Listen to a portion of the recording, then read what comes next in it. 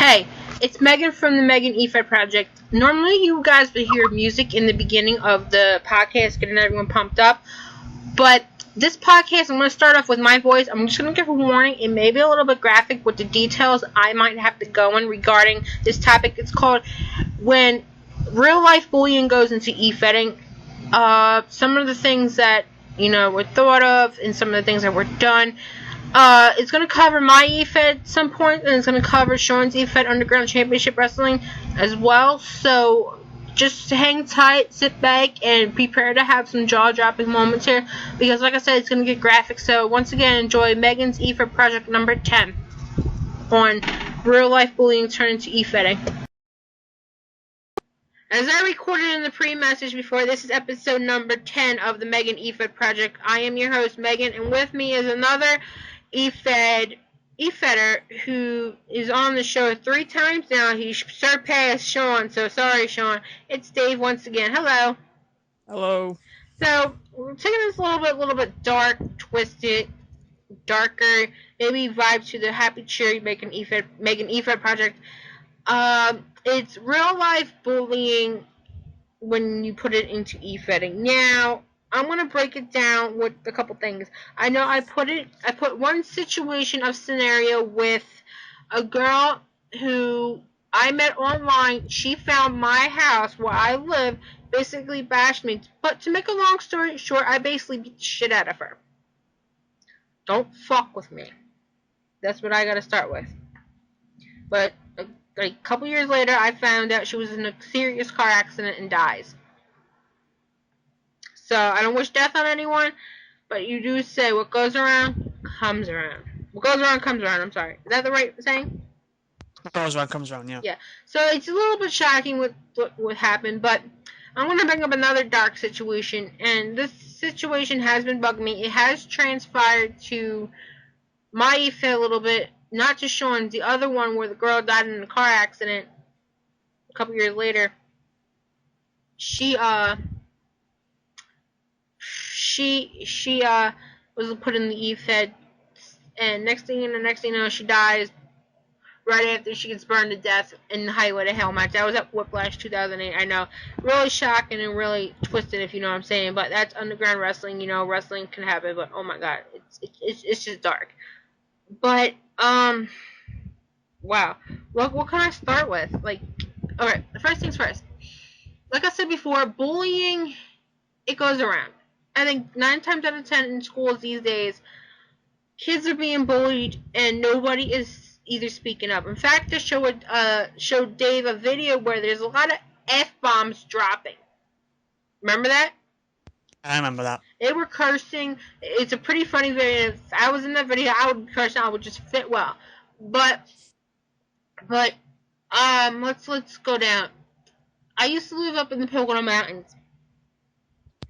And from the time I moved down from the Pocono Mountains, I had the friends. And then from there, it just went downhill. From the time I was in 4th grade to the time I was midst of 11th grade, so that's 7 years of 7 years of bullying. I had to go through the suffering, and I had to go through the pain and the agony of going to school each day. And oh my god, I Getting emotional. I can't really bring this up. What I did. Yeah, it's. Let's I mean, when it gets to something like that, it's like you don't really know how to really express it. So. Let's just put it this way. I did something that I shouldn't have done. I have no clue how I'm still living. With this fucking stunt, I should be dead. I should be dead. And Dave, you were the first one to hear it. And like I said, some things may be a little bit graphic when it comes to bullying and Efedding when you put them in the same type of scenario. But this may be a little bit graphic. The bullying got so bad in 7th grade that I decided to take 3 Benadryls. 3 Benadryls. and I did not want to wake up. Do you know how sad that is? I got I can remember hearing like not you telling me that, but I can think of like several situations where it's like people could go that way, because that's like the one that the other sides of bullying, that that's when people bully. I don't can really I can never really understand why they do it, because I guess I've never really did it, but I guess it's like they like to push people around, and like to feel good and that. But the one thing that uh you keep hearing, and one of the uh It's suicide. big the one yeah Suicide. one of the big things you realize is that the bullies are pushing people so much that the people that are bullied are pretty much saying, what's the point? Like, I might as well, the only way that the bullying is gonna stop is if I stop living. And that's how bad things can get. And I I was strong. You got a little bit upset. I can tell. I was strong enough to not break down. You know how I had that long pause. yeah. I was strong enough not to start crying and mention that. Yeah. Mention how something like that, with bullying and and thinking about it, it's like you wanna.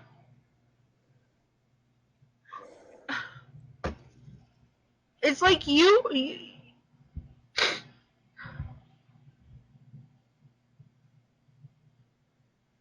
Oh, I am it.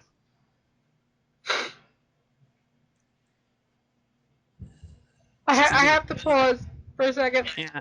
So that's It's hard. It's and hard because you think they know what all they think you overcome regarding everything. Yes, I sound fine. All of a sudden, I look like I sound like I'm bipolar or anything. But to be honest, they think that they feel good enough with bullying. But in the end, who's still standing? I'm still standing. that's good to hear. The one, like another thing that I'll bring up about this is just, if you think about it, if you have someone like bullying someone else, in the long run, it's kind of like the bullies will feel nice, and they feel happy, and they feel proud about themselves for maybe, I don't know, maybe a few minutes, an hour, something like that. It's like, oh, maybe you could bring it up. It's like, oh, do you remember when I did that to the kid? Oh, it was like it was hilarious and all that. But to the person you're doing it to, it's a lot more long term, and I can hear it in your voice. I can hear it in your voice, but before you're taking that break. It's it's uh it's it doesn't go away straight away. It can stick around with you. And the bullies will probably, get over in 15 minutes, but the people that are bullied, half the time will never get over it. And anytime they talk about it, anytime they think about it, anytime it's brought up, it it brings up that reaction you just did. Especially when it gets to a point where you are very Emotional. close, very emotional, and even to a point where, if things went the way they could have gone, you wouldn't be right here. You wouldn't be on this, doing this right now and talking about it. And that's something that those people, those bullies, should be thinking. They shouldn't be thinking about what how good it's gonna feel, or how, high and mighty they're gonna feel for pushing someone over. They should be thinking about, what's it going to do to the people that they're pushing around. My brother mentioned Megan. Always mentioned Megan. Get over it. You can't get over it. Can't. You're making It's not that easy. we all experience, but it leaves a scar on your life. It leaves an emotional scar. I do have emotional stories, but as soon as I talk about it, if I blog about it, it helps me realize, okay, this happened in the past. But you can't really get away from it. That's why I put the scenario in. Let's be honest. In 2000, year 2000 something, I don't know what, one of the 2000s, maybe 7, 8, or 9. I put this girl in, again, privacy issues, where, okay, maybe there was going to be a Meagan versus this particular person, you know who I'm talking about, storyline, but I couldn't find it in my heart to do it. That's why I was giving some scenarios like Sarah, for example. Mm. And then from there, I just dropped her, and the next thing you know, something was bugging me one day, and I brought it up during that Forgotten Few thing, and it built along the way. Even though she did get a notable victory over Megan's Efed fiance, even though I wish it was real life. You know what I'm talking about, right? Yeah. Okay. It was like you're pushing Megan to the limit. Now, before I go and I talk about what exactly happened, Dave, I know you have you have a story yourself that you want to talk about. Past bullying. Sorry, past bullying. You mean? Yeah. Yeah. Well, I, I can't exactly say that it's as bad, I guess, as yours, because yours is pretty bad, but it was still bad. And uh, it was definitely an eye opener. I was talking to you before, but it was back in what's it, elementary school, first Yeah. school. I think Yeah, you're called grammar school or a grade. basically, I'm not exactly sure what the your school structure is. Mine, I know mine's like it's primary school and secondary school and then college, which is like primary is the first 6 years, secondary is the second 6 years. Uh, but basically, in my primary school, I guess there was these, I won't name names, but it was these two people that I'm trying to remember. I don't think they were in my class. I think they were. I'm not sure, but they were, you know, they were bullying me pretty much any chance they got outside when you know, out in the field or whatever, like pretty much every chance, and uh, like pushing me around and doing stuff, and it was pretty bad. And I can remember like a few times where it was like, uh, I wanted to tell someone about it, and I did a couple of times, but it's somehow like it was one of those things where like they were pushing me around, and I went out to tell teachers like, this is happening, and then uh the teacher told the bullies, "You gotta stop doing this." All it did was make it worse. And that was that's another problem. They can if something like that can happen, like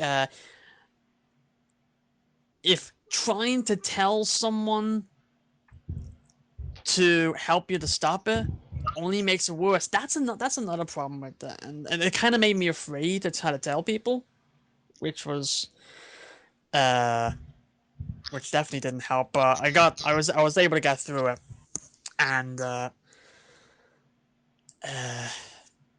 then when I left that school, I went to my secondary school, your high school, I guess what you could say, and I didn't know it until my first day when I got there, but they followed me, but not necessarily followed me, but they came from the same school. But I can actually remember the very first day I saw one of them, and he wasn't the same. Like he was actually friendly to me at that time. And I was wondering what's going on. This is gotta be a trick. He must be trying to reel me in here to do something. But it never came that way. You know, he was actually friendly. We were actually talking. And it was actually pretty good. And I found out like a couple of months later because we weren't in the same class, but we were still talking like at times. And I got found out a couple months later that they had a falling out because the one of them was, I think he was starting to get full of himself or something like that, and wasn't really thinking about anybody. And then the other one was like, "The hell with him! I don't want to be with him now." So I guess it was like kind of one of those. He was doing one of them was doing stuff with the other to try to be friends and try to get along, and then we found out, "The hell with you," and said, "I'm stop doing this." So that's what happened. And the one that started, getting friendly with me is like, he actually came out pretty good. Like he got through the whole year. He was able to do stuff afterwards. I can still talk to him every now and then if I can. And then the other one, the one that was really the real bully at me, was like he got his second year of the second year of the secondary, which I think is like your eighth or ninth grade or something like that. He got kicked out, and I think it was like he got caught. I think he got like caught 3 or 4 times smoking in the back of the school. And he's only like 14, so that's what happened. He got kicked out, and they never heard from him again. So it was like that's kind of like a good example. Is like, there's people that can bully you, but it doesn't mean that people can change. People can still change, and they can make the change life for the better, and that's a good message. Like you don't like, even if you are bullying, it's like you can see the light and say, hey, this is bad. I gotta stop doing this, and that's what happens. And then uh. It's been looking back at it, it's been 6 years since I left there, and I can't even believe that. You were saying you're gone 5 years from yours, and so I'm gone 6 years, and I'm thinking, wow, where did all the time go? I actually remember last year when I had to do work experience. I had to do work experience for my college course, and said, okay, I'm gonna do it in my old primary school because excuse me, Mm-hmm. uh, do it in my old primary school because I actually remembered that the teacher that I had there, I actually got along with. Was actually a good teacher. He actually is the vice principal now. So I went up there and it's like, do you want to do, you know, is there any chance you'd be able to do some work experience there, like working on the computers or anything like that? And he said, definitely. And he, and I just remember, it's like when we were talking, it's like, he was asking me, do you talk to anybody from the old year? And I said, no, not really. So he actually pulled out a magazine or whatever like that. He pulled out because it was like the 50th year or something like that. And he pulled it out and he showed me this picture of my year, the year that that I was in. And he showed everybody and he pointed out some, and I was saying, "Do you recognize anybody there?" And it's like I can recognize two people there, because, well, I can, 2 or 3 people because I'm actually still friends with. And then I pointed, "Do you know this one here?" It's like, "Yeah, I know him." And it's like, we never really got along. And it's like I was actually talking to his his mother 2 weeks ago, but it was 2 weeks before the accident. It's like, what? And it's like, found out that he had a trip to London or something like that, and while he was there, he died. Oh my God! Yeah. And when he told me that, it was like, this is the one I didn't get along with. The one that, I did get along with, he's still fine, but it's like, I heard he told me that, and it was like, I was speechless. And I'm actually tearing up now. I don't know why, but it was like, I heard that. I was like, I had no idea how to react to that. Because it was someone that, and you said it before, it's like you never wish death on anybody, but when I heard that, I honestly had no idea how to react to that. And I was speechless, like, oh wow. Like my response. Exactly, yeah. And I honestly still don't know how to react to that. I mean, like you s- when you say what goes around comes around, but I I don't necessarily want to say that that was the case, but when I found out that someone that had been that pushed me around for a couple of years, and I never really got over it, that died just 2 weeks before I found out, I was blank faced. I was speechless. Yes, So yeah, yeah, I can yeah. I can coincide with a lot of things. Like, there's some people that bullied me, yes, and I found out they died. And I was like, okay, Dar's impressed with the family. Should I have sympathy with half these people? Yeah, I that's kind of like one of the things I was thinking. It's like I can like I can feel sorry for his family, obviously, because they just lost someone. They lost their child, but how would I you lost feel a child. personally? Like, I remember there a kid around the block that used to torment me and my brother when I got into an altercation with this kid. He died May 31st, 2008, and my brother declares it Victory Day for some reason. I'm like, no, you don't declare that Victory Day. That's someone's kid, regardless of what happens. You cannot be happy Mm-hmm. because of someone dying. You just And cannot. that No, case and is still unsolved to this day. 6 years later, it's still unsolved because around here, nobody would speak up. mm, Nobody speaks up around where I live. Like, you don't declare it Victory Day. You don't declare that shit. you can't. Like Mm-hmm. if it's basically if you're happy because someone died, you can pretty much be as bad as the person you're say calling victory on. Mm-hmm. That's not victory. And half of these people who I It can't. Yeah, you can call it victory, but what can you say? But try telling that to the people who, his family that just lost someone close to them. that case is still unsolved to this day. Hmm. I mean, I can remember like seeing on the news like many times where it's like, uh, there's like a murder or something like that on the news, and you hear like a few weeks later that uh the family's gone to court, and they saw that the person that murdered someone was like he's gonna be jailed for like 30 or 40 years or something like that.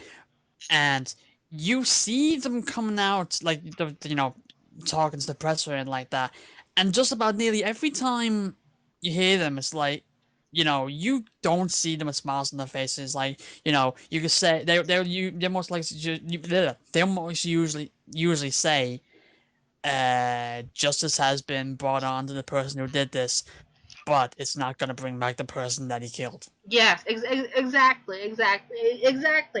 But oh my, it's just freaky around here how like class test. Me and my friend Laura, when we talk about this because we always rehash a lot of things. We mentioned, oh my god, we can't believe we've been out of high school this long. And Laura mentions half of our class are either drug addicts by now. And you know how sad that the heroin epidemic is taking a toll on a lot of people. I bet you, if there was a 5-year reunion, I would be taking a lot of photos with people, maybe possibly talking to some of the bullies, and if they got into my face, I'll go, yeah, what are you doing right now? Do you have a college degree? Which I do have I'm really proud of. Hmm. But now that I think of it, my jaw just dropped. I'm surprised you guys didn't have a reunion. But shit, I don't know. It's just crazy. It's just crazy to think about it. Well, your story with the one your bullying died, and that just like hit like, oh my god. Seriously, like, and Yeah. then in the letter, I had to talk to my counselor because this kid was my neighbor behind Yeah. my house. I wrote to I had to talk to my counselor about it, and my counselor was like, write a letter. So in the letter, I explained what happened. Yeah, your son used to torment me. I can apologize to you, but I cannot forgive and forget what happens. Yeah, yeah, like you were saying, well, I was saying, I guess it's like when you got someone like pushing you around and all that, the people pushing you around will just get over it like 10 minutes, but the people that being pushed around won't let go of it. They won't. They would probably want to just completely forget about it, but it's not gonna happen. It's not gonna be that easy. And that's, you can say that's like, you know, you can't just have all this stuff happening to you for all this time that, you hate or something like that, and then like one day just comes up and it's like, hey, let's forgive and forget. Let's just push it under the rug. You can't do that. It Mm-hmm. can't be that easy. Like I mean, I'll be fully okay, like if someone, and it happened already, like if someone that was like bullying me came up and said like I'm absolutely sorry for everything I did, and want to you know get The along with hatchet, you yeah, like that. I'll be cool with burning I'll the have hatchet, but don't fucking Yeah, talk to me like you're best friend. Don't be fake. In fact, there was a scenario regarding it as well. yeah. In fact, one of the bullies didn't want to even look me right in the eye as soon as I was getting my pizza a couple weeks ago at Sabaros. She works at the Sabaros. Next thing you know, long day when I used to work at the adoption agency at PetSmart when I used to volunteer. No paid. It was something I would do, and it was something I would enjoy on my Saturday. I would tell you, Dave. Okay, Dave.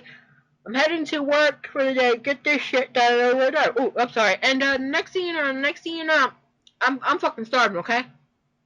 I have not eaten since certain time. This bitch acts fake to me, saying like my glasses. She only gave me one slice of pizza, and I asked for two. I was fucking starving.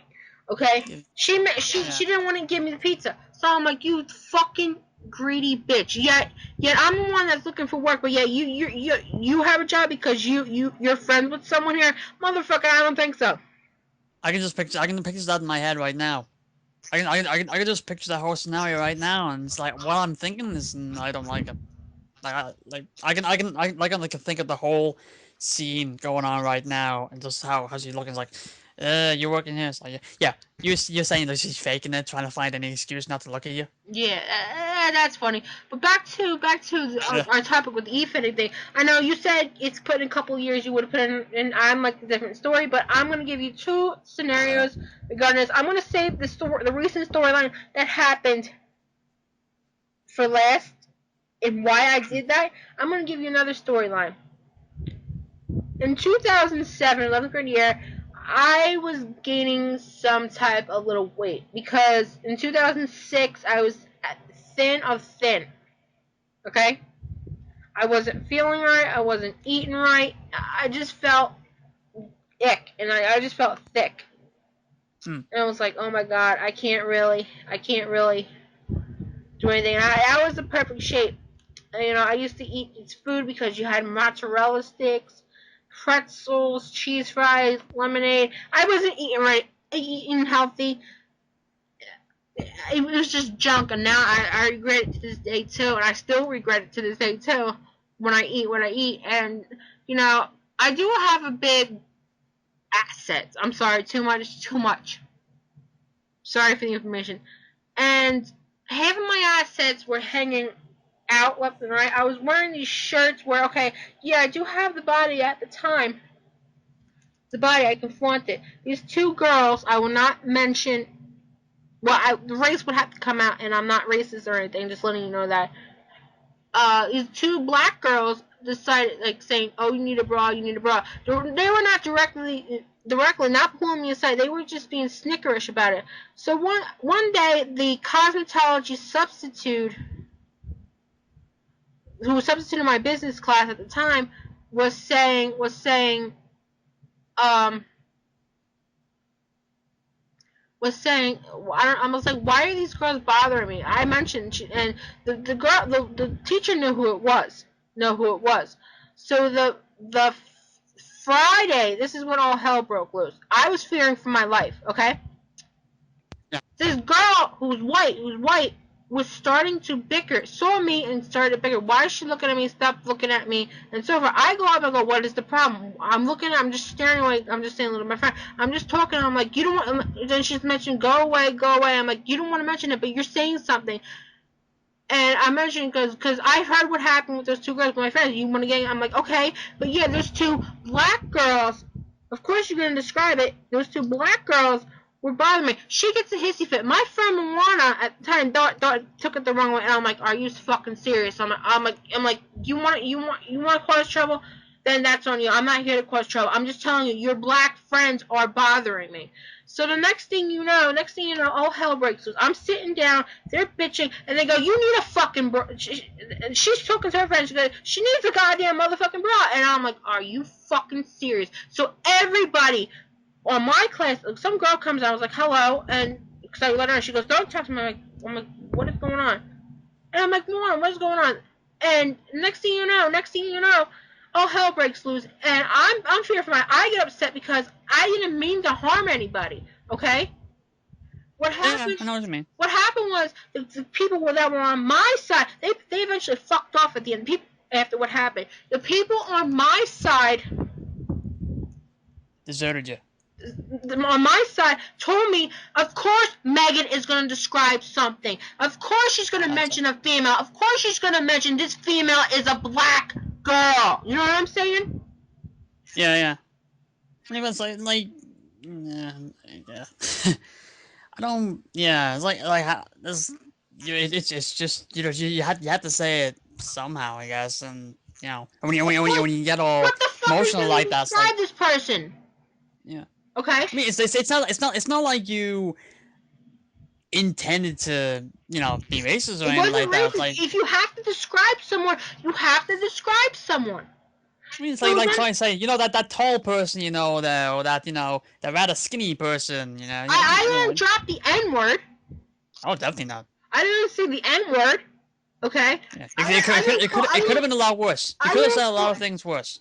I didn't use any racial slurs. I would have been suspended. Then I was called down to the office, and I talked with the counselor, and I'm like, they were harassing me. I haven't even said anything. I asked the girl, their friend, what was going on, and she didn't mention. And the next thing you know, I told her they weren't bothering me. And the counselor goes, "Is it because of the clothes you're wearing?" I'm like, my clothes are fine. These are my clothes. Because at the time, Upper Darby has school uniforms. I'm like, these are my clothes that I can have freedom. I'm at a Votech. I'm not at Upper Darby where I have to dress conservatively. Which was polo shirt in any color, khaki pants. And these people now they dress like they're in the streets or anything. They don't obey the dress code anymore. But as soon as I hit the senior, I didn't bring my clothes that I would change into anymore.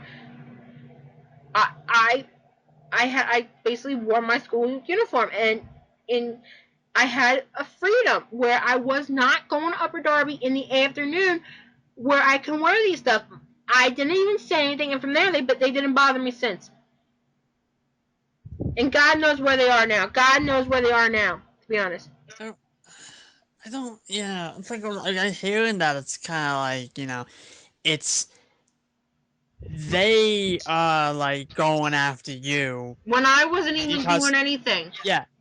It's like they. It's like it sounds like something that could just be rather just like asking us like, oh, what's the problem? Oh, this is a problem, and like it could be like a civil back and forth type thing. It's like, oh, like just say, oh, maybe you can consider this next time. But it sounds like they were just going on. It's like, oh, what the hell is that? It's like you should be thinking about other Because at the people. time I used to be really decent looking at the time. I used to be like, pretty. Maybe they were like, oh, there's a pretty white girl.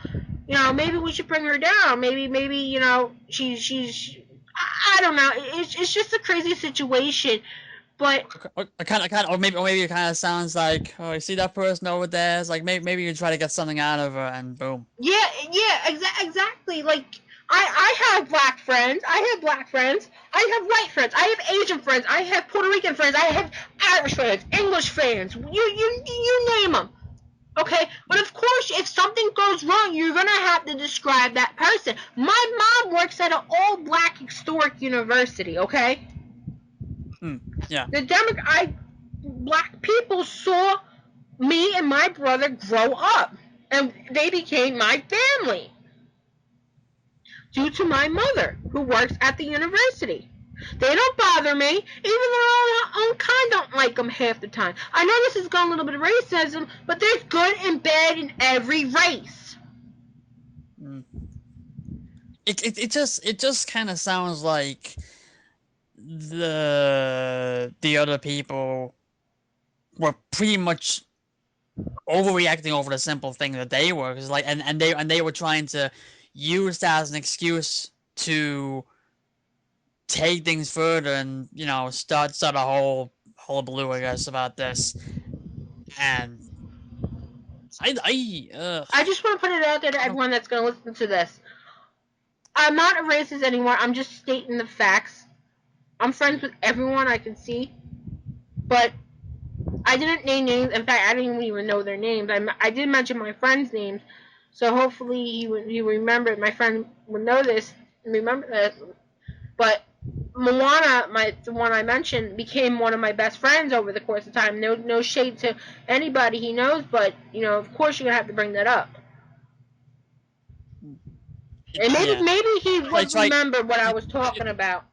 You just try to describe things in the best ways you can. Maybe it's like a way that some people would describe or believe to be racist or anything like that, but like could they be thinking of like any other way to put it without having try to describe every part of the face, every part of the face in like 5 minutes, like he's got a really long nose or big ears or something like that. If you were a girl and I was a girl, I would tell you that your tits were hanging out. So now, not that was another situation I wanted to bring up because I just remember that. Now we're going to the storyline. Dave, you did not leave feedback for Hot Heat yet, so I'm just going to point that out. Don't worry. I'll have it up by the show's over. But oh my god, okay. We're gonna go back. Well, this happened. This storyline has been accumulated for 13 years. Okay. Yep. She was the first girl that basically tormented me, but half the time she wasn't in school. So you would say this was a rivalry in the making for 13 years. It got serious and dangerous in my 8th grade year. Gym class, of course, inside day, November, rainy, shitty day, and the next thing you know, you had the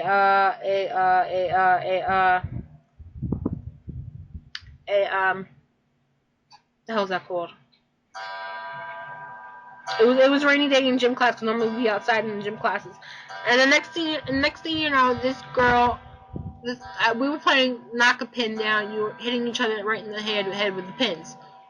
I'm sorry, hitting balls and knocking the pin down. The next thing you know, I get hit in the head with a ball. On my side. I sit down, I'm like, okay. And then I'm like, something's not wrong. And I get hit in the head again. I'm like, something's not right again. My friend Brittany, who was out, heard this particular person say, she's going to hit me right in the head with a pin. A metal pin. Like a lead pipe pin. I would have had a concussion. I would have been brain damage if she did it. So I went to Nicole. I'm sorry. I went to Brittany, who was my friend at the time. That was the name. I have to be careful. So, careful. I went to Brittany. This girl is laughing at me. Laughing. And I'm like, are you serious? And then I go to my gym teacher. I go, I don't know if you would go on, if you saw what happened. And the gym teacher's like, yeah, I saw what happened. I heard what happened. Her lackey gets in my face saying, saying I didn't do it. And if anything happens to you, Megan, I swear to God, you better watch your back. I'm like, oh, fuck. I was petrified because Mama not only was my life endanger, so my teacher heard what happened. Okay, listening? Dave? Sorry, yeah, I'm listening, sorry. My teacher heard what happened. Then sent me to the office, and I was stuck in... Sorry. Okay, I don't know how to cut it out. It's no worries, don't worry about it. Alright, but I was fearing for my life. The girl who I accidentally named slipped out. Dave, I don't think they would listen to it, to be honest. Nah, yeah, I don't know. As long as if it's not last names, then we're good. No, that's like... So the next thing you know, this girl comes in the office. Mr. Puglisi, at the time, was the principal, mentions about it and says, here's the book. And next thing you know, this girl comes in, calling the office, threatening me. You better not be thinking what you're doing. Like, if I did, what are you gonna do? I got loud, so I was like, I can't handle this anymore. So my mom gets in. My mom basically raced over, and the next thing you know, I was writing a letter to my friend, about what was going on. I'm not gonna be in for the rest of the day. I'll explain if you call me later on the day. She mentions I get pulled out of class. And my mom felt the principal wasn't doing a really good job. And the next thing you know, the cops had to be involved because my life was in danger. So the cops are telling me I have to go to the school. The next thing you know, the field day, my mom was there chilling with everybody. My mom was there. My friend Brittany was there. My friend Brittany had to pull me aside. Now this is where it gets a little bit graphic, okay? Yeah. She pulls me aside. I'm like, "What's wrong?" Because I didn't have my backpack because we had a field trip that day. She pulls me aside and she goes, "I have a knife." Ooh. And I'm like, "Why do you have a knife?" She goes, "If any of those girls fuck with you or me, I swear to God, I will pull it out on them."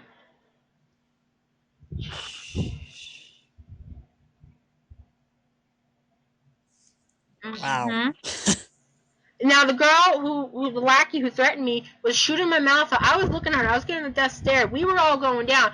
My friends who were with me at the time were all in the corner. She's shooting her mouth out. My mom goes down and stares at her, and I just shake my head.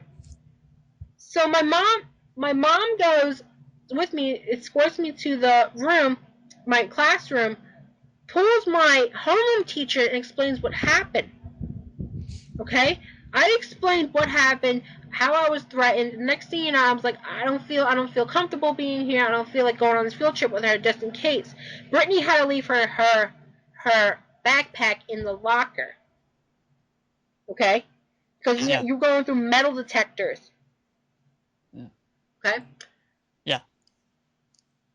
My teacher, I forget her name, marches out and tells every single locker room, we have a situation between two homeroom girls. Two girls in the homeroom that's not safe. My principal was not doing anything. The principal was not doing anything. I had to be pulled into the eventual new homeroom, which didn't really necessarily solve anything. Because again, this girl was being. I'll get to the conclusion of this part. Nothing happened on the field trip. A lot of questions were being asked. I didn't want to answer. I was like, mind your own fucking business. Okay? Next thing you know, my mom's there picking me up. I'm like, can you give Brittany a ride? And my mom goes, sure, what happened? I'm like, okay, what's going on? My mom mentions, Brittany had to get her stuff, so I was like, wait. My mom mentions that the principal pulled her out. Okay? Yeah. Now, ironically, this was the same weekend I was going to my dad's house, okay? Getting out of here. My dad was called too. My dad was notified by my mom when they were getting along at the time. Everything was done and over with, and the next thing you know, I didn't want to go to school the next day. My mom's like, something's not right because of this investigation. My mom calls the principal. The main principal did not know what happened. You know how scary that is? That the person that's supposed to be in charge of everybody and what they're all doing had no clue about what was actually going on. Red flag. Someone is definitely not doing their job. I mean, like, that's why else should you be there? Huh? You're supposed to make sure that everything goes down smoothly. Everyone, all the classes go well. All the And I students was are treated quiet like well. a mouse Nothing the like whole this entire. happened.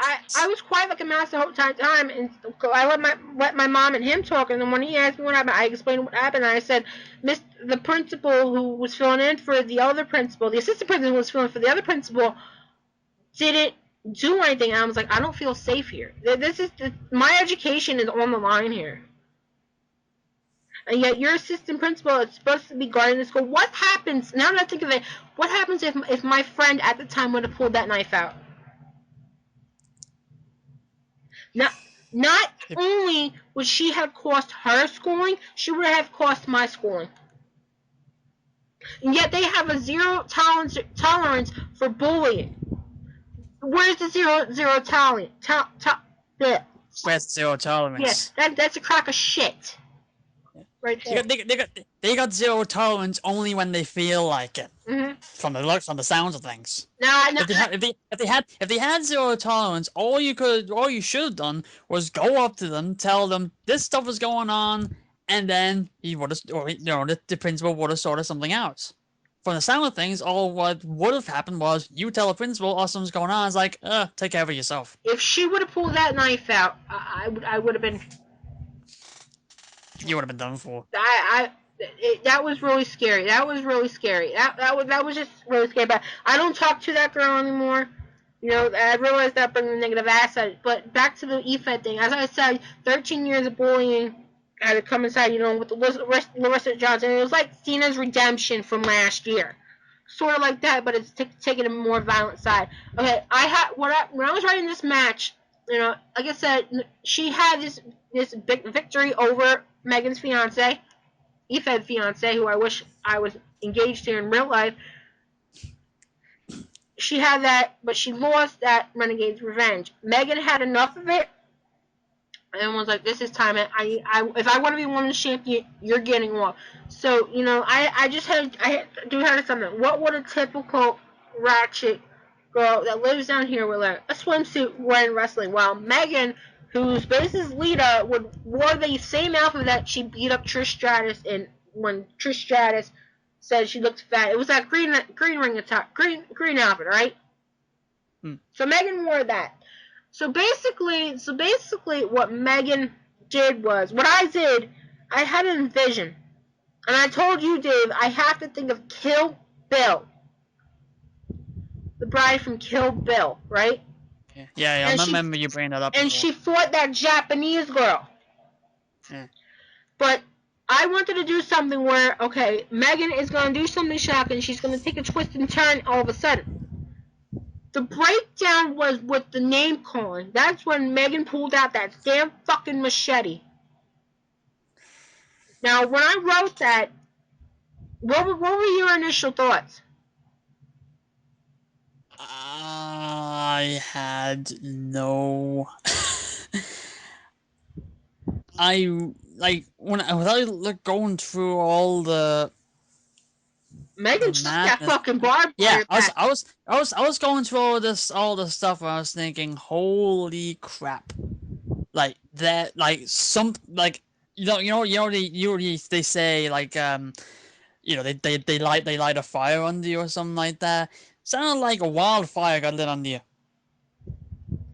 And it was like something set you off, and it felt like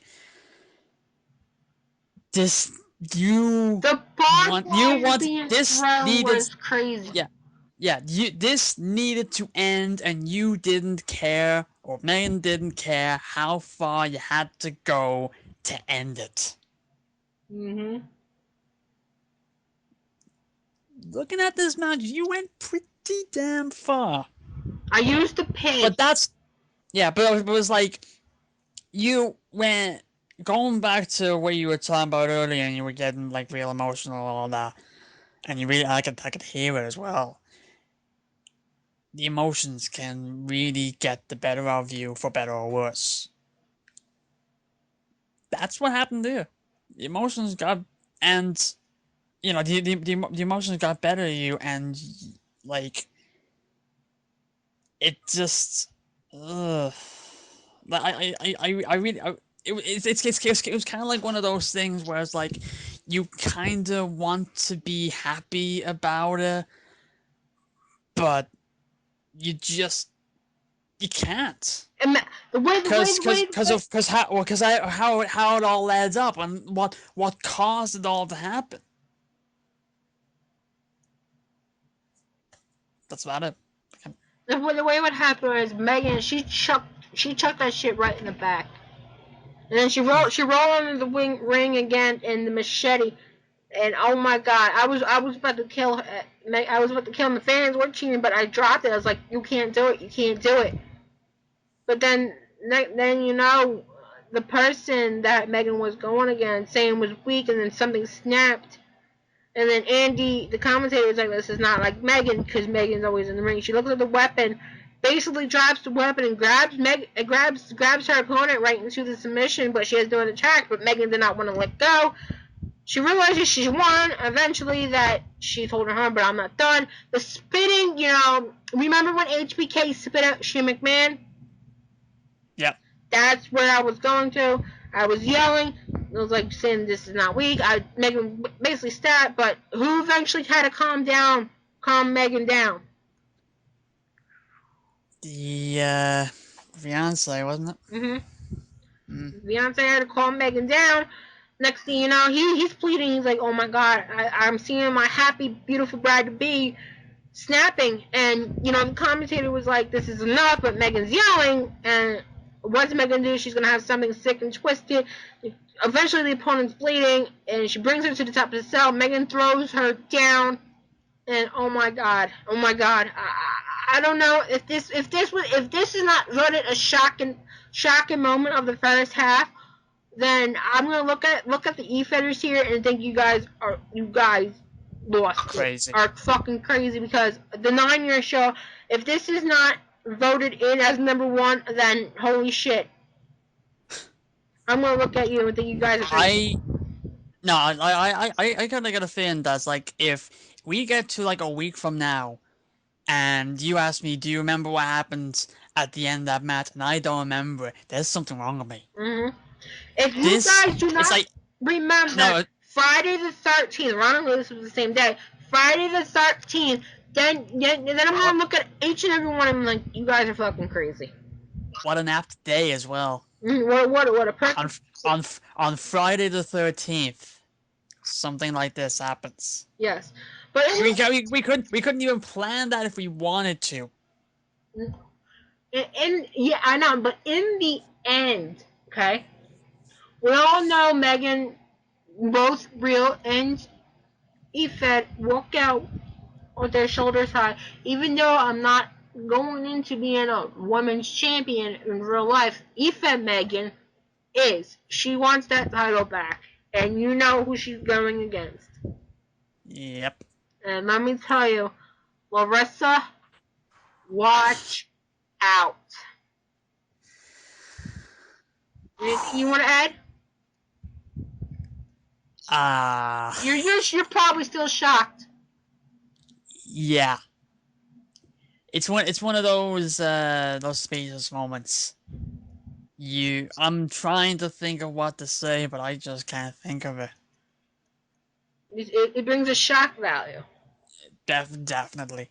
Especially knowing what led up to it, how you felt about it in Fed and in real life, and how it all ended.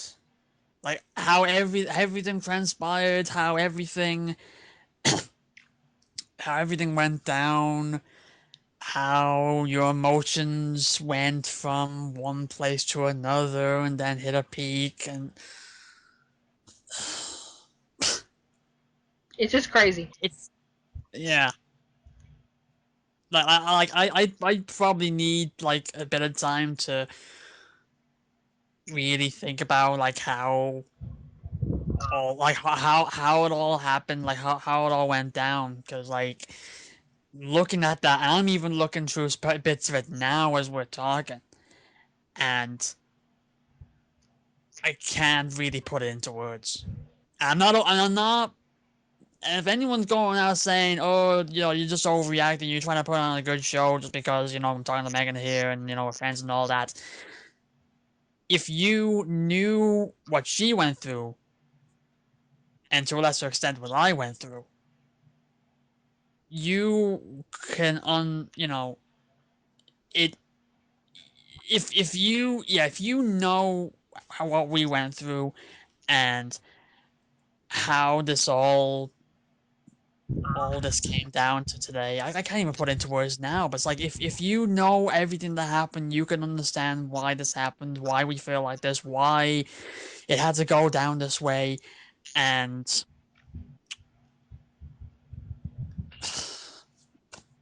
I can't even say. I don't even know what to say. It's a shock value factor. Exactly. That's what it is, and I think now that I look at it, I think a lot of the CKP people for this first half, we worked hard this whole entire first half.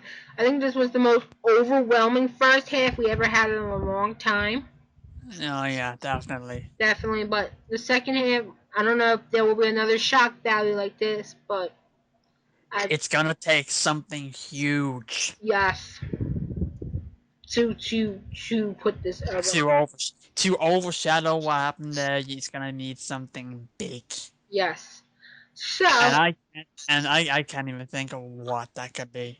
Like even if you try to do something, it probably won't even touch it. Yes. Or even be in arm's reach. So yep. So that wraps about things up. I'm sure everyone will be probably shocked about what happened. You can follow me on Meagan, MEAGANG1990. Subscribe to Meagan's Facebook page, www.facebook.com/Meagan. Same spelling, MEAGAN, Efed Project. And then on Twitter, @Meg Efed Project. Dave, plug yourself in. Yeah. Sorry. Still lost. Mine, yeah. Be David MCC 1989 from my Twitter. At the moment, it's all I've got. Yep. I think that's it. So we're gonna try to cool down. A lot of shock value going around here. But other than that, thank you for listening to the Efed Project number 10. And let's go Spurs! Yes, bring it happy. We had to bring it up to a happy point at the end. Ugh. Yes, and Phil pitches to. Don't worry. Number 11 isn't gonna be a downer. I hope not. Yeah. No. Wait, Phil pitches on Tuesday. How are his GIFs? They'll be ready. They'll be ready tonight. Okay, so once again, thank you everyone on that high note. We'll end on that high note. Let's go Spurs. Let's go Yankees. Let's go Twins. And let's have a good weekend, motherfuckers. Night night. Bye.